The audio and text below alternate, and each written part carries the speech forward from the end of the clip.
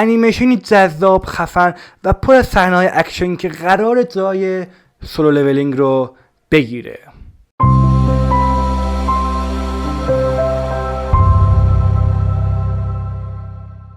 سلام رفقا، خیلی خوش اومدیم به چنل سینما ایتیکت.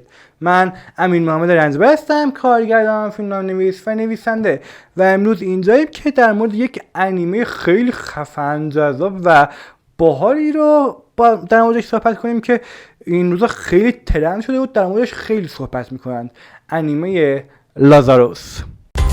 About 4 years ago, a man named Dr. Skinner developed a miracle painkiller known as Hopna. As a matter of fact, I did not develop Hopna to act as a mere painkiller. خب رفقا، قبل از اینکه بریم سراغ انیمه و بررسیش کنیم یه چیزی بگم خدمتتون، این که این ویدیو خب الان فکر کنم 5مین باره که داره ضبط میشه. من اینو توی مکانهای مختلف ضبط کردم و واقعیت اینه که من اینو توی حالا استودیوهای دیگه ای هم ضبط کردم و حتی اسپانسر هم گرفتیم واسه این ویدیو. خب ولی متاسفانه اون ویدیویی که قرار بود بشه نشد و بعد از بازبینی نهایی متوجه شدیم که این ویدیو خراب شده و قابل برداشت نیست. پس متاسفانه اومدیم و از اول این ویدیو رو داریم میگیریم دوباره توی استودیوی خودم.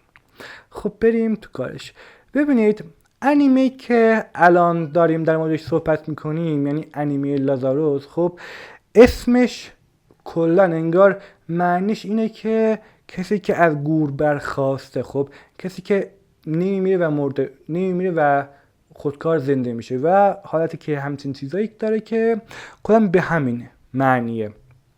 و خود انیمه هم انگار چون به مرگ و زندگی اشاره داره خب اسمش اینو گذاشتم. خب و اینم بگم که این کمیک یا این انیمه که دارن میدن اورجینال و هیچ نسخه کمیکی یا مانهوایی نداره و ساخته شینجیرو واتانابه است که یک کارگردان خیلی خفن و کار درسته.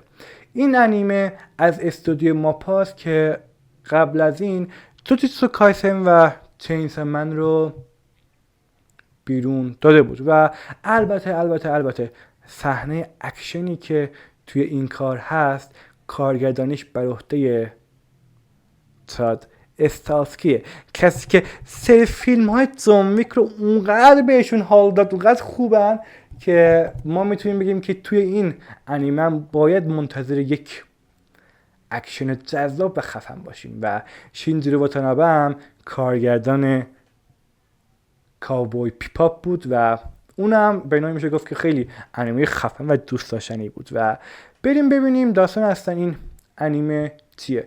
این انیمه در مورد یک دانشمندی به اسم آقای اسکنره که بعد از انیشتین دومین فرد باهوش کل جهانه و توی انیمه میگه، من نمیگم. خب و این میاد یک دارویی رو درست میکنه به اسم داروی هپونا و اینو بین کل مردم پخشش میکنه و کلا همه مردم، کلا هر درد و درمانی که حالا بوده خب همه رو میندازه بیرون، میگه که شما از این به بعد دیگه خوب میشین و نیاز نیست به هیچ دارویی و یک انقلاب دیگه. خب بعد اینکه این اتفاق میفته این شخص کلا 3 سال غیب میشه و بعد برمیگرده میگه که این دارو قرار همه شما رو بکشه و قرار نیست هیچکی زنده بمونه و ولی بهتون وقت میدم که 30 روز بهتون وقت میدم که بیاین منو پیدا کنید. اگه منو پیدا نکنید خب همه میمیرن چون من پادزهرشو دارم.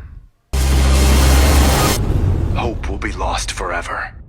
Yo, Skinner. You see me in there? Remember this face. I'm coming after you.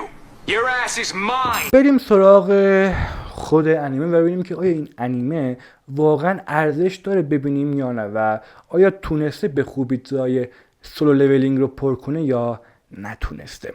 ببینید عزیزان، این انیمه که شروع میشه خب جای پای آقای تاد استالسکی به خوبی رویت میشه. یعنی این شکلیه که داستان خب 2 تا توش درام داره، 1000 تا صحنه اکشن و جنگ و پنگ داره و خیلی باحاله و خیلی دوست داشتنی و حتما نظرتون رو جلب میکنه. همون اولش که یک شخصیت به ما ارائه میده، یعنی شخصیت الکس خب که یک دزدیه که حالا یک دزد یا خلافکار خیلی بزرگیه که توی زندانه و مشهور به اینه که کلا کلا میاد و از زندان‌ها فرار میکنه و کارهای خیلی عجیب غریب میکنه. ولی خب یکی از افراد دولت که بهش گفتن که بیا یک گروه درست کن به اسم گروه لازاروس که بیاد و این دکتر رو پیدا کنه. خب این میاد که اینو دعوت کنه که بیاد توی این گروه.